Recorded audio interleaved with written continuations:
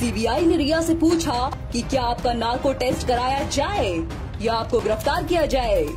खबर को सुनते ही रिया के होश उड़ गए और लड़खड़ाते हुए आवाज में रिया ने सीबीआई से कहा कि सर आपके पास मुझे गिरफ्तार करने के लिए कोई सबूत नहीं है। फिर सीबीआई ने रिया से पूछा क्या आप नार्को टेस्ट के लिए तैयार हैं, जिस पर रिया ने जवाब देते हुए कहा कि सर मैं सभी सवालों का सही जवाब दे रही हूँ, फिर आप नार्को टेस्ट के लिए इतना जोर क्यों दे रही हैं? इस पर सीबीआई ने पूछा आप सुशांत के अलावा किस किस के साथ संबंध बना चुकी हैं? जिस पर रिया ने गुस्से में जवाब देते हुए कहा सर यह मेरा पर्सनल मामला है, कृपया इसमें इंटरफेयर न करें। जिसके बाद महिला सीबीआई अधिकारी ने पूछा क्योंकि आप महेश भट्ट के साथ संबंध बना चुकी हैं।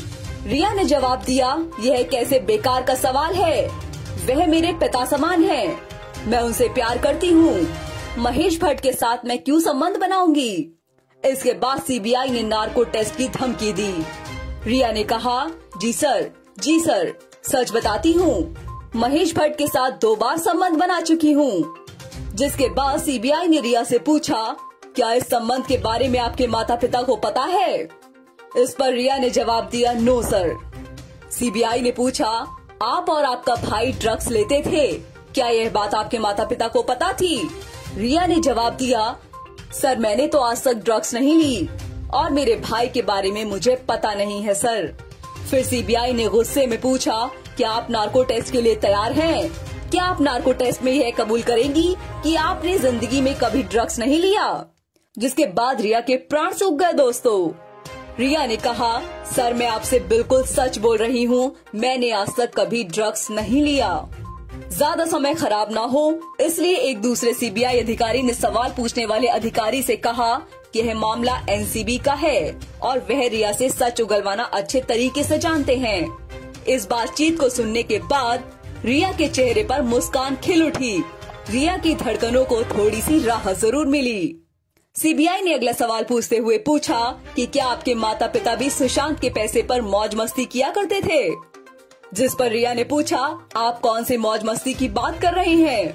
सीबीआई ने साफ शब्दों में पूछा कि क्या आपके माता पिता भी ड्रग्स लेते हैं? जिसके जवाब में रिया ने कहा सर मैंने तो कभी नहीं देखा, लेकिन अच्छा होगा कि आप उन्हीं से पूछ लीजिए। सीबीआई ने पूछा सुशांत के साथ बैंकॉक ट्रिप पर कौन कौन गए थे? रिया ने जवाब में कहा कि सर सुशांत के साथ बैंकॉक ट्रिप पर कुछ लड़के गए थे जिसमें एक प्राइवेट जेट बुक किया गया था और तकरीबन 70 लाख रुपए खर्च किए गए थे। जिसके बाद सीबीआई ने पूछा कि बैंकॉक ट्रिप पर लड़कों के साथ क्या कोई लड़की भी गई थी? अपने जवाब में रिया ने कहा कि सर इस खबर की जानकारी मुझे नहीं है। जिसके बाद महिला सीबीआई अधिकारी ने ऊंची आवाज में पूछा झूठी लड़की सच सच बताओ कि बैंकॉक ट्रिप पर सुशांत के साथ कौन सी लड़की गई थी? जिसके बाद रिया थर थर कांपने लगी और सच उगल दिया। जवाब देते हुए रिया ने कहा कि सर बैंकॉक ट्रिप पर सुशांत के साथ सारा अली खान भी गई थी। सीबीआई ने पूछा सारा अली खान का नाम आपने टीवी इंटरव्यू में क्यों नहीं लिया? जवाब देते हुए रिया ने कहा कि सर टीवी इंटरव्यू में मैंने सारा अली खान का नाम इसलिए नहीं लिया क्योंकि एक लड़की होने के नाते मैं उसे नेशनल टेलीविजन पर बदनाम नहीं करना चाहती थी।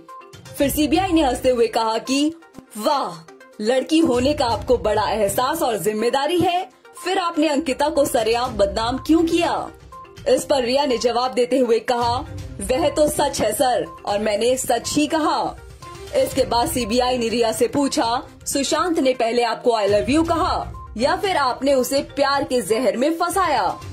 जिसका जवाब साफ साफ देते हुए रिया ने कहा सर सुशांत ने मुझे पहले आई लव यू बोला था, जिसके बाद हमारी रिलेशनशिप शुरू हुई।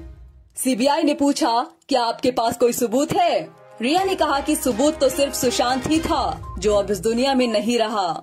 दोस्तों खबरों की माने तो सोशल मीडिया पर तमाम यह बातें चल रही हैं कि सुशांत ने रिया को पहले आई लव यू नहीं बोला। उस वक्त सुशांत सारा अली खान से बेहद प्यार करते थे, लेकिन बीच में रिया चक्रवर्ती ने आकर सुशांत को अपने प्यार के जाल में फंसाया, उसे ड्रग देना शुरू किया और अंत में उसे मार दिया। और इसीलिए सुब्रमण्यम स्वामी रिया को विष कन्या बुला रहे हैं और उनका कहना है कि रिया को हर हाल में उम्र कैद की सजा जरूर होनी चाहिए, नहीं तो सुशांत के साथ कभी इंसाफ नहीं होगा। उनका कहना है कि आईपीसी की धारा 306 के अंतर्गत रिया को जल्द से जल्द गिरफ्तार करके तिहाड़ में डालकर उम्र कैद की सजा सुना देनी चाहिए और फिर उसे जेल के अंदर ही सवाल पूछने चाहिए।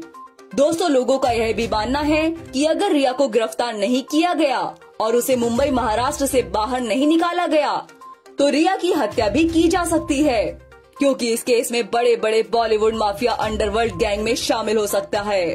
रिया को जल्द से जल्द गिरफ्तार किया जाए, यह बात आप कमेंट में लिखिए और इस वीडियो को लाइक कीजिए ताकि सुशांत को जल्द से जल्द इंसाफ मिले। इस वीडियो को शेयर कीजिए ताकि ज्यादा से ज्यादा लोगों तक यह वीडियो पहुंच पाए और चैनल को सब्सक्राइब जरूर कीजिए। धन्यवाद, नमस्कार।